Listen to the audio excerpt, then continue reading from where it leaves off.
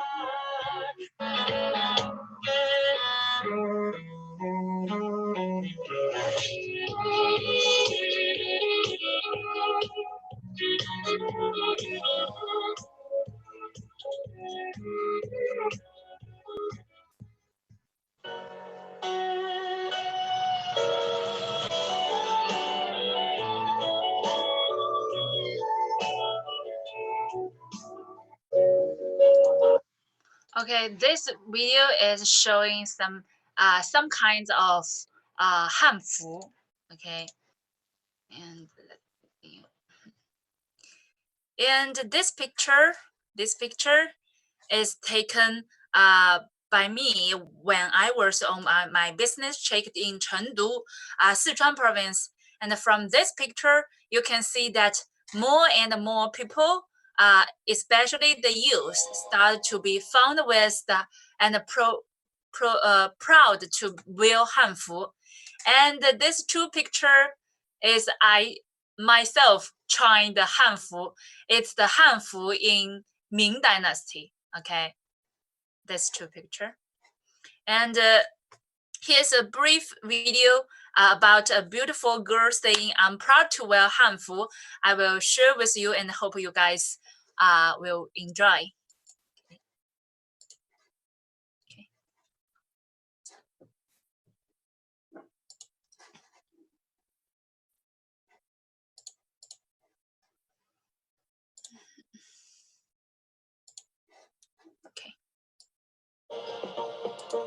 The first time I was wearing Chinese hanfu, I feel a little bit shy and I feel awkward. And there's a lot of people, they just talk to each other and they say, "Oh, look at that girl.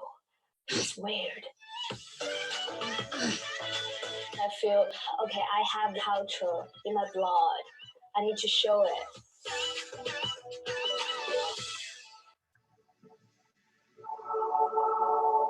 Jo was watching TV as a child when she first encountered the flowing robes that once characterized the Han ethnic group. Girls and boys, they wear sort of like this, and they will fight in the Chinese Kung Fu. Yeah. Every time I saw them, oh my God, that's so cool. She wondered how Chinese people ended up in Western clothing and wanted to try hanfu for herself. First time, I was, oh my God, it looks so beautiful.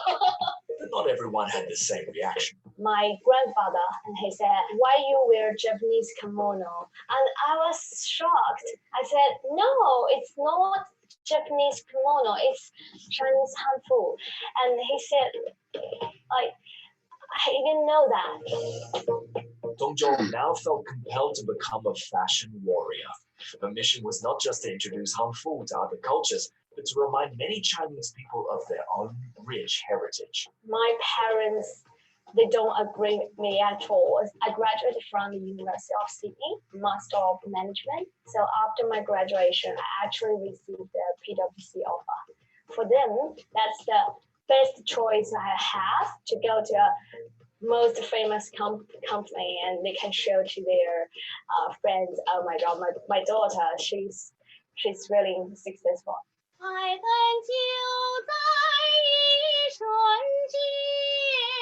She convinced them to give her 3 years to prove she could make more than just money. She could make a difference. Dongzhou and her partner Owen set up a business in Sydney dedicated to promoting Chinese culture. Their clients learn Peking opera, traditional dance, and calligraphy. But don't accuse Dongzhou of being stuck in the past. This flash mob she organized went viral, attracting millions of views around the world. Still, many Chinese netizens were left confused. They say, why you guys do that? That's really awkward. You wear Chinese traditional hanfu, but you guys dance Western dance. That's really awkward. Dongzhou says there should be nothing awkward about wearing traditional dress in a modern world. If one day everyone will think it's not a big deal and everyone can wear that in a daily life. In the meantime, Dongzhou is finding success in other ways. Business is booming and she's a big hit on social media. My parents now, they are very proud of me. And she's proud of herself for finding a future while honoring tradition. For me, being Chinese, I need to show my country's culture. Australia is my second home, but to myself, as I'm still Chinese, I'm very proud of I'm Chinese. Okay, this is she's saying I'm proud of to be Chinese and proud to wearing hanfu. That's also my what I want to say. I'm proud to wear hanfu. That's why I tried hanfu myself. Okay. And I love hanfu. Yeah, great. And our university SUES always support faculties and students to participate in different cultural activities.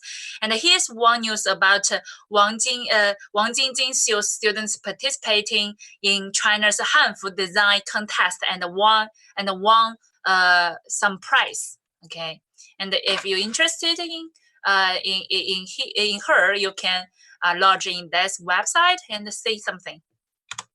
Okay. And here we will come to the fourth typical Chinese costume. It's called stage costumes. And the stage costumes are an important part of the traditional Chinese clothing. They have developing from ordinary clothes and embodied many characteristics of traditional Chinese clothing. And the stage costumes refers to the xingtou in the Chinese language, and each role in a play has his or her own special costume, and the audience can usually tell the identity of a role by the stage costume. And for example, young female characters are divided into two kinds, Qingyi and Huadan. And the former are the heroines, who usually possess a virtuous and dignified character, such as Lady Menjiang in Lady Menjiang Moors, her husband at the Great War, and Sun Shangxian in making sacrifice to the river. And their costumes are usually simple and elegant, typical in the black.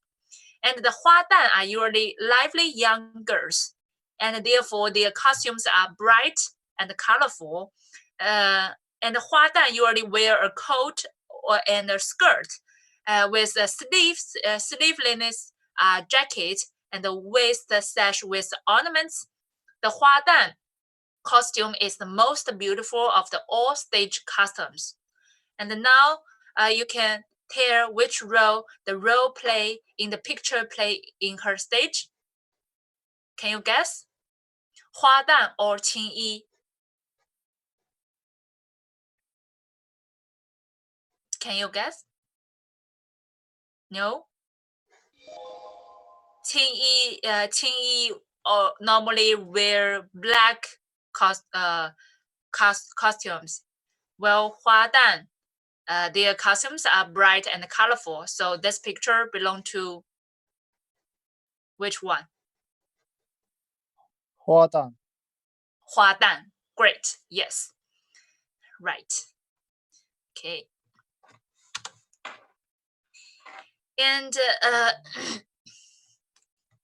the costume used in Chinese plays match well with the personalities, identities, and moods of the role. For example, the Qingyi usually lead a hard life and had a melancholy character. Therefore, their costumes are usually in cooler colors, while the Huadan role are usually lively and cheerful with glorious clothing well suiting their sergeant's personality.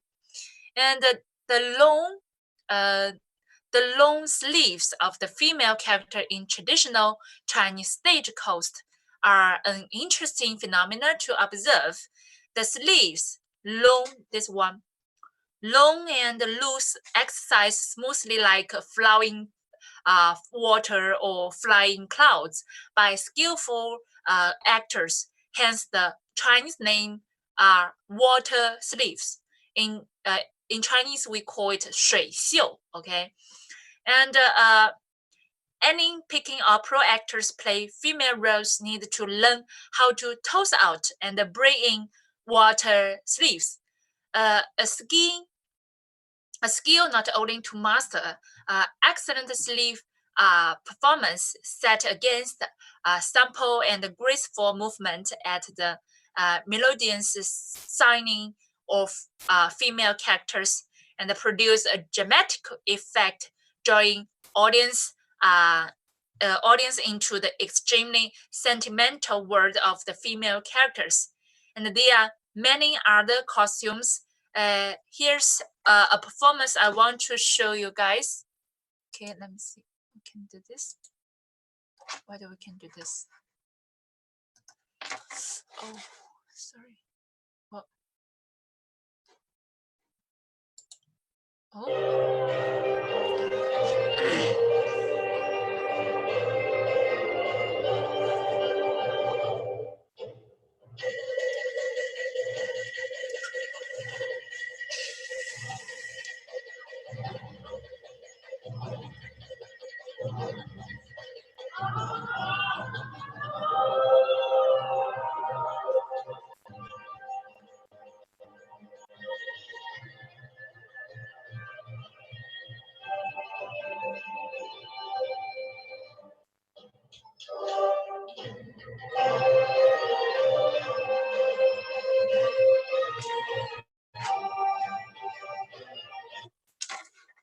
Okay.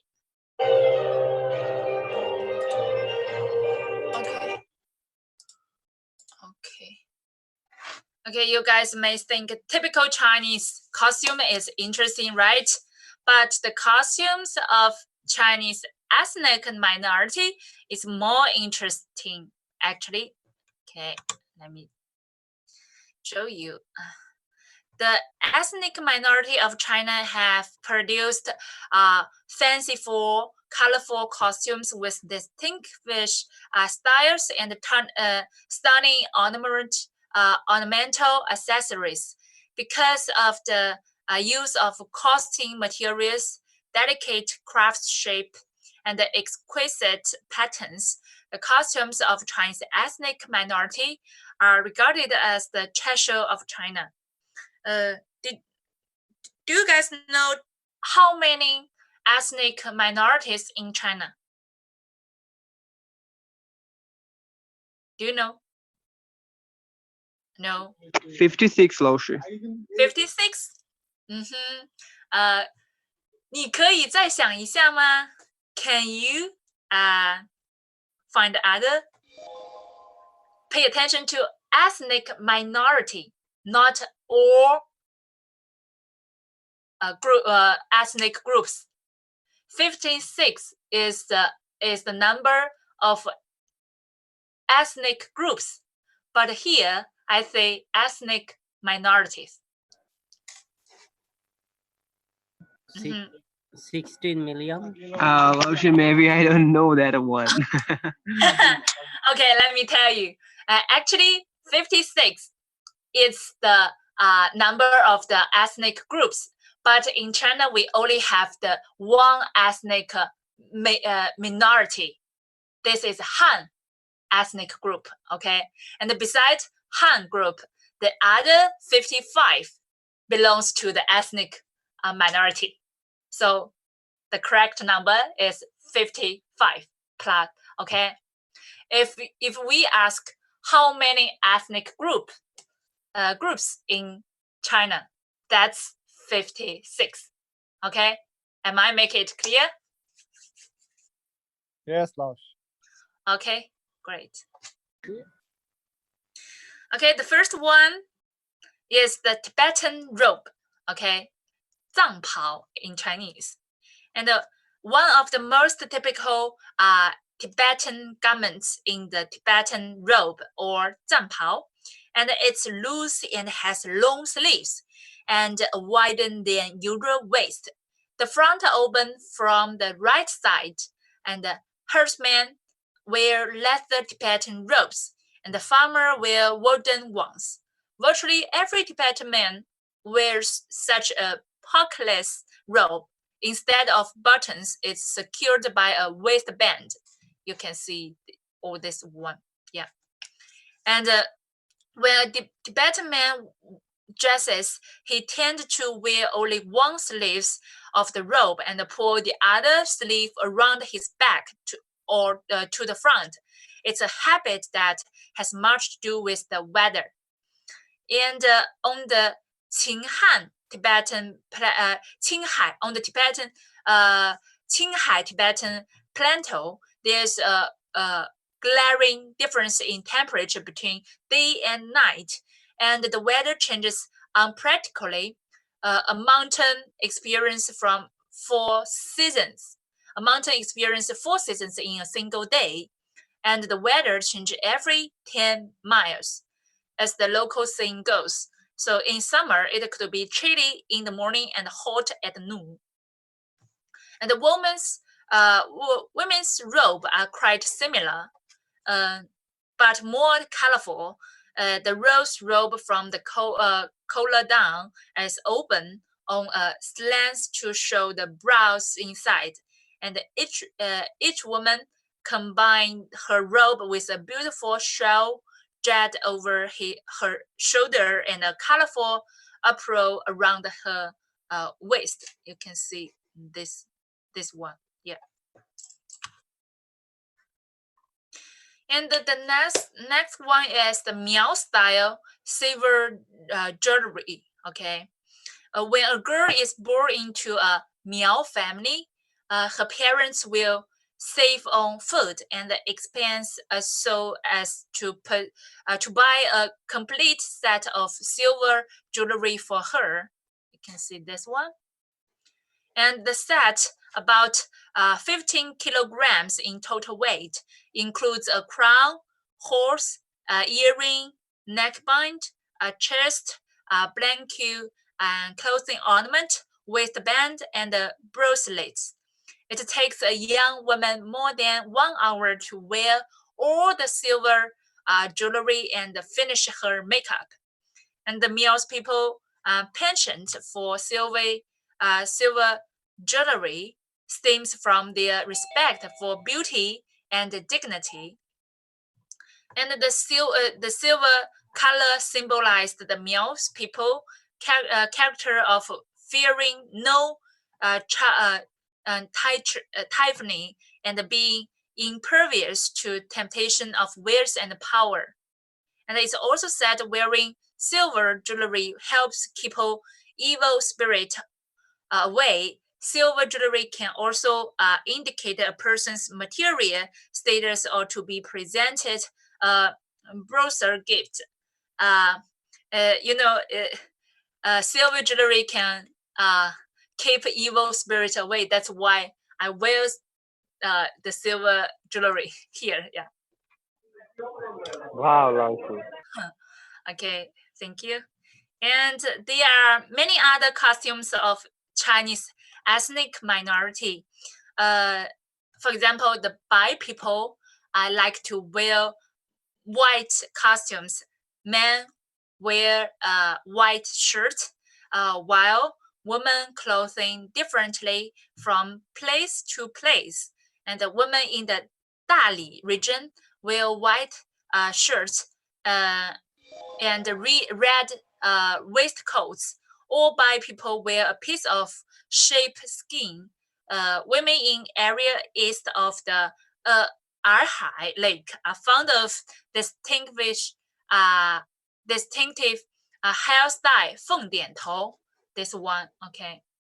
And the meaning phoenix lower its head, and their hair is bounded with a piece of black or embroidery color. Okay.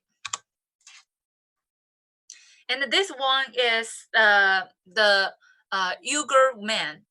The Uyghur men often wear an unbuttoned robe over their shirt with square webbing tied around their wrist. And the Uyghur women like fresh and brightly colored clothes. And their favorite accessories include earring, bracelets, and necklace.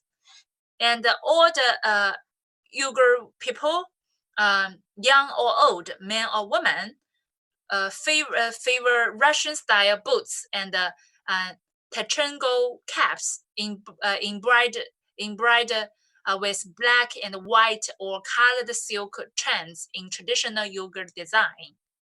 Okay, you can see these two pictures here. Yeah.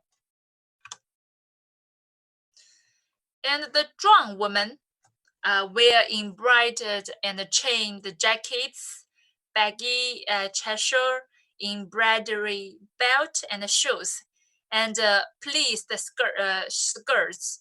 And they often wrapped their heads with a piece of cloth with embroidered patterns. You can see this part, yeah. And the Zhuang men wear long clothes and or short shirt, long trousers with girdles, and they also wrap their heads with a piece of cloth and wear closed shoes. Okay. The Dai women clothes are of a variety of styles. In the Xishuangbanna area, women often wear white, sky blue, and pink tight undergarment with a gel-colored short shirt that buttons either down the front or the right. And the shirt has long slim sleeves and wrap tightly around the arms. Its narrow waist exposes the lower back. Below the shirt is usually a long tight shirt that may even reach the feet. And many Dai women wear a skirt girdle around their waists to wind their long hair into a bun on the top of their heads, fixing it with a single beautiful crescent moon shape comb. And then the Dai men wear tight sleeves, short shoes, short jacket with the open at the front or along the right sides, and the long baggy trousers, and then the wind back or black turban around their head. You can see this picture. Okay. And this one is the costumes for Mongolian people. The Mongolian men's robe are very wide and fitted with a girdle, while women's are slender. The Mongolian women normally wear beautiful headbands and elegant ornaments. And the strong protective boots made the clothes and the cold hide are essential to the Mongolian. And a red or green waistband, flat sleeve, snuff box, and a knife in an ornament shades for cutting meat are common accessory for both men and women. This one is for the Korean ethnic minority. The Korean people are known the people in white due to their special love of the white color, which has been a symbol of simplicity and serenity since ancient times. And the Korean men traditionally wear white shirt, buttonless, flanked with dark-colored sleeveless jacket outside. And their trousers are loosened with the legs fastened with two clothing straps at the ankle. And the women usually wear short buttonless jackets and a long shirt. Okay. And as I have said that, they are just some of costumes of Chinese ethnic minorities. China has 55 ethnic minority group, each has its own costume style. Okay, remember two numbers. One is 56. The other is 55. Okay.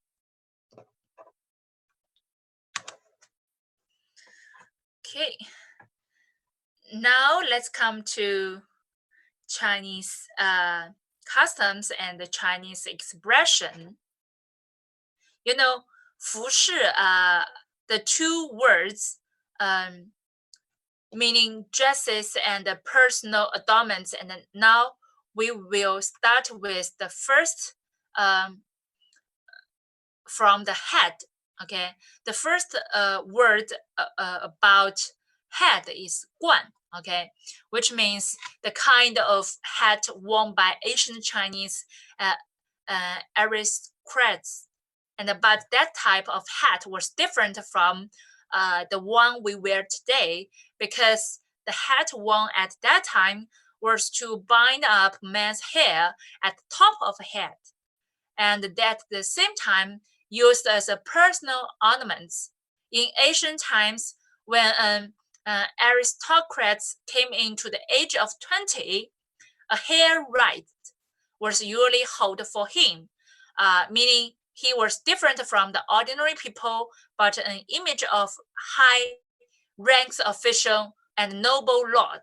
Okay, so you guys know that when man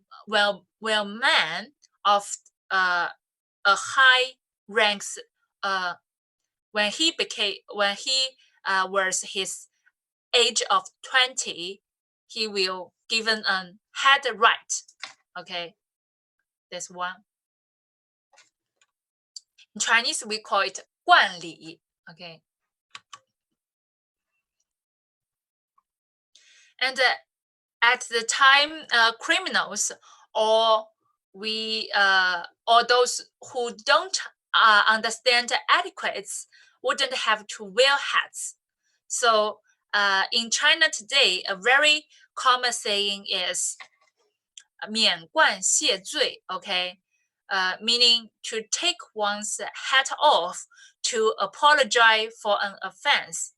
So maybe you guys have seen in some films, someone took off his hat to show his regards to others. But in China, take one's off hat is a way to apologize for an offense. Okay, that's difference. And the more collocated saying with 冠 is 冠冕堂皇. That's one. 冕 was another word for the head ornaments of high ranks. Their meaning seriousness and dignity. Whoa. Wait a minute.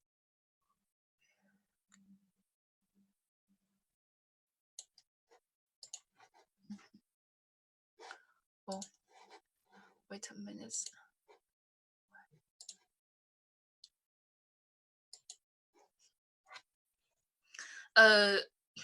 With the, let me see. Okay. 冕 was another word for the head ornaments. Okay. And 堂皇 refers to the spacious palace here where high ranks officials meet to discuss important issues. So, but 冠冕堂皇, this 4 words together has been used since then with a strong negative and ironic sense, meaning those who stay in partiality between the public but do things evil behind. They are also called 伪君子. Okay. Today, those kind of people are hated by we ordinary people. Okay. And 巾帼 is this one. 巾帼 is an expression used about head ornaments for female. 巾 refers to the scarf used by female. So the popular saying 巾帼英雄 means the heroine. Okay. And another important word used today was about head is 帽, deriving from 巾, but contain a much richer implication. For example, 高帽, there's 2 characters. 高帽, 戴高帽 is a common expression to mean flatter, curry flavor too. And 戴绿帽子, the husband wear a green hat actually means the husband is a cockcoat. Okay, we have learned that word. Okay.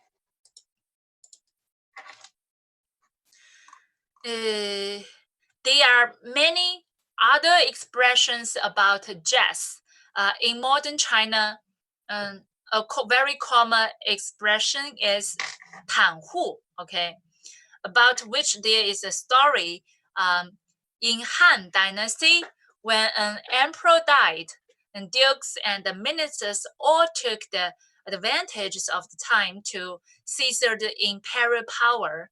One duke asked all the ministers to take off their right sleeves and show their right arms out as a sign of giving up to him.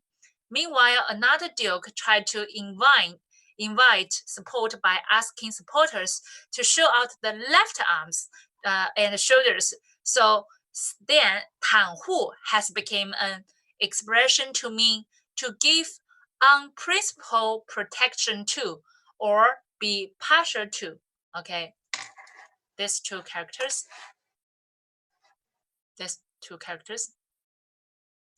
And the 领袖, 衣领, the collar, and the 衣袖, sleeves, are prominent parts of the upper garments. So 领袖 is used today to imply people who have outstanding abilities in leadership. So if some people who have outstanding ability in leadership, we can call him 领袖. Okay. And this one, 襟怀, okay, is coming from 衣襟, which means literally the crossing of the 2 pieces of a jacket front. But both 襟怀 and 胸怀 refers to the breadth of the mind or one's tolerance. Okay, and this one, 裙带关系. 裙带 is the belt decoration for a skirt and or dress. while 关系 is a relation connection. So 裙带关系 implies with the help of the female relatives through petticoat influence. Okay. And this one, 袖手旁观. 袖 today means more culturally than literally. In ancient China, 袖 is an upper garment used to be long and broad. So there is an expression 袖手旁观, which implies someone ignores what has been happened aside since he putting his hands inside his broad sleeves, or looking or stand by with folded arms, looking on unconcerned. Okay, we can say 袖手旁观.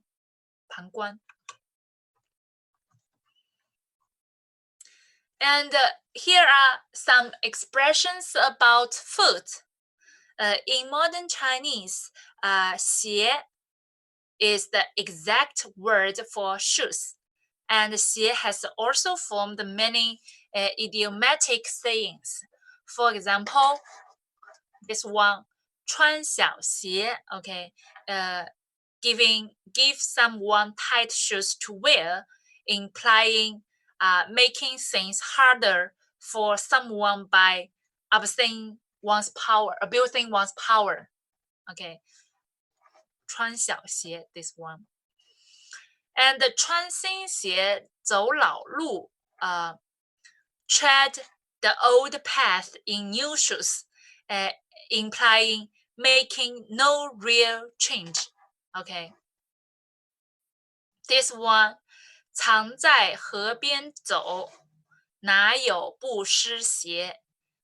It means if you always walk along the river, you cannot avoid getting your shoes wet.